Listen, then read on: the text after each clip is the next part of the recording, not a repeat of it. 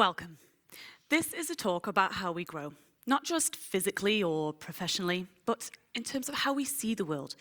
It's about how, seeking out differences, we can become truly open-minded.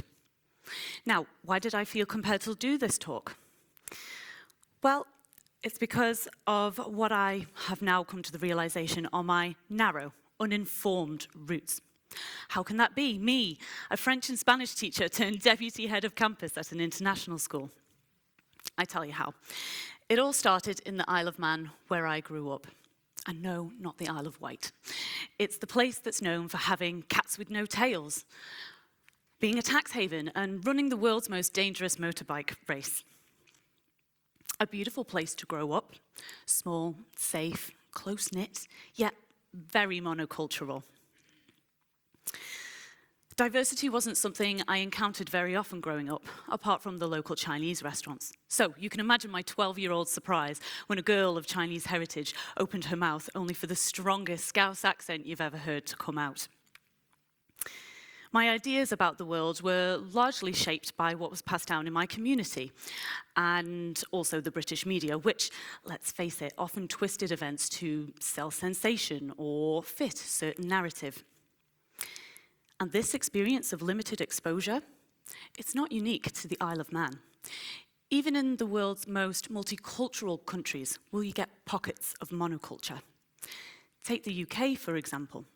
In the 2021 census, areas such as the North East and Wales were still over 90% white British. So, today I invite you on a parallel journey with me, through the lens of the IB learner profile traits that we use in our school. Let's start with the first, reflective. Consider your own roots and what has shaped them as we explore what it truly means to grow.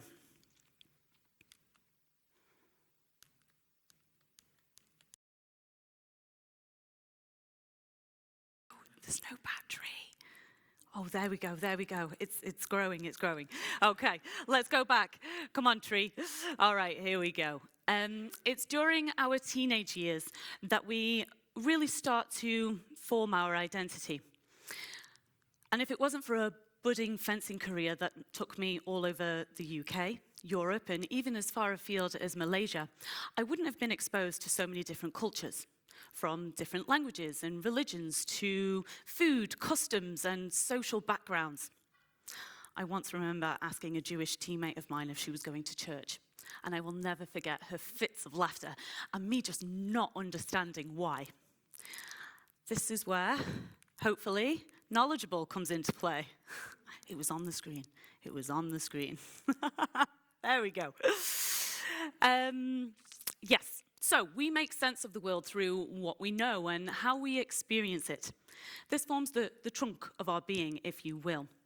And sure, we learn about different religions and touch upon different cultures at school, but let's be honest, it's not until we get up close and personal with our differences that we get a deeper, truer, more meaningful understanding of them. And it's this explicit exposure that enables us to branch out and grow, hopefully. Hopefully. Okay, here we go. Had to be me. Okay. And so, this is exactly what happened at university after I graduated. Being bright-eyed and bushy-tailed and incredibly principled. Okay, I think I have a teammate somewhere. Anyway, being incredibly principled and caring, I was swept away by Teach First, a UK social enterprise aimed at reducing educational inequality one class at a time.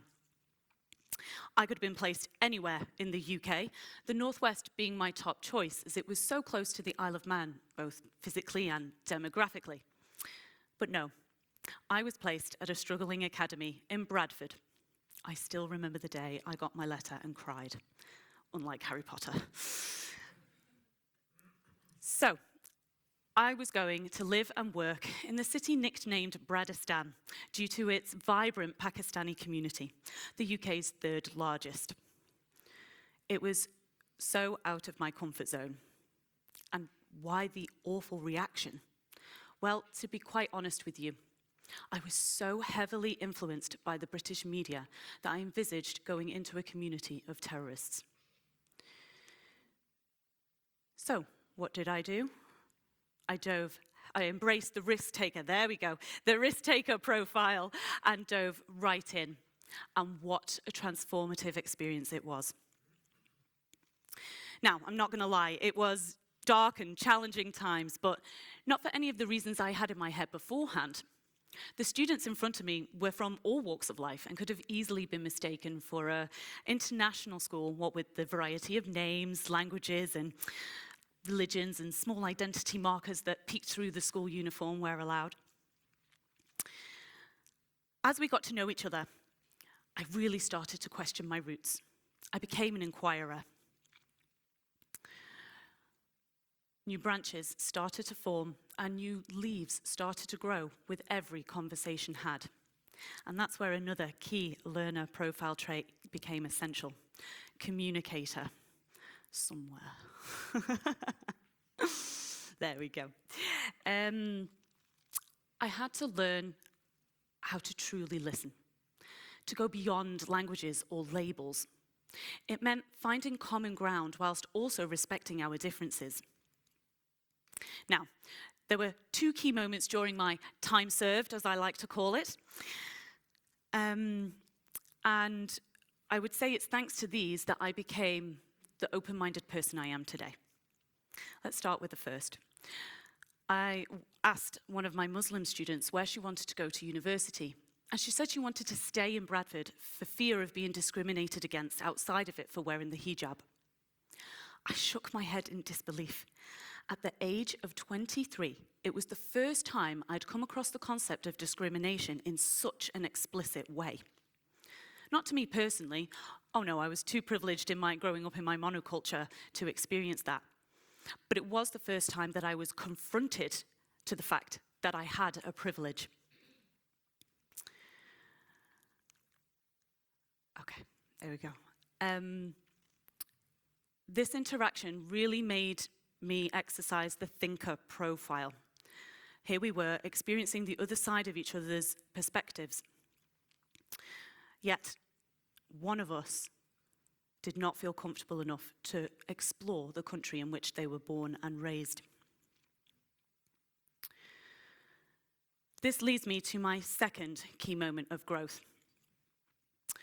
One of my other students, whose family was from Bangladesh, got through to the final of the National Spelling Bee Championship for Spanish, bit of a mouthful, which took place at the pinnacle of British academia.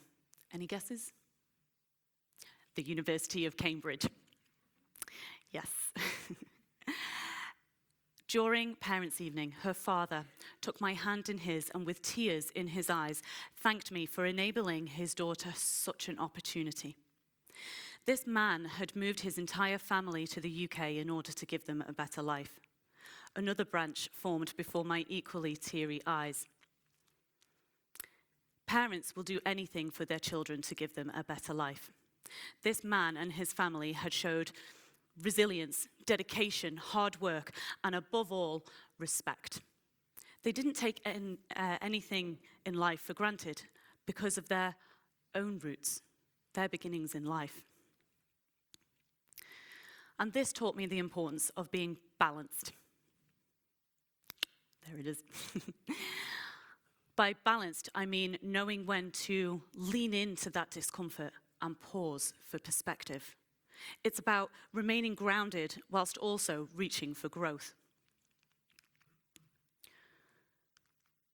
So, I hope that each and every one of you in here gets the opportunity to experience such an explicit moment of realization and growth. If and when you do, I encourage you to share it with your friends, family, colleagues. It was only the other day when I was talking about these anecdotes that I learned of one of our principal's branches. When visiting a school in Iran, she had a very particular idea of what to expect going into it, only for that branch to fall and a newer, bigger, fuller one to grow in its place. Another colleague of mine shared with me his New Year's resolution back in 2022 To judge less. I guess it's only human nature to be judgmental. After all, we do base our surroundings on our experiences and our knowledge. But just like a tree, sometimes we need a good shake-up to shed the old and grow with the new. So here I am today. I've taken you, a Manx-born French and Spanish teacher turned deputy head of campus in one of the world's most diverse capital cities. I've taken you on a journey from my narrow roots all the way through to a branching, blossoming view of humanity. A journey shaped by questions, mistakes, and listening and learning from others. And now I ask you, what new branches are waiting to form? What new roots are there to grow? I'm curious. Is there a community you've misunderstood? Is there a belief you've never quite questioned? And this concludes my speech. I will leave you with one last thing. Real growth doesn't only go upwards, it goes outwards. And only when we go beyond what we know do we truly begin to grow and become the open-minded person that we should be today. Thank you.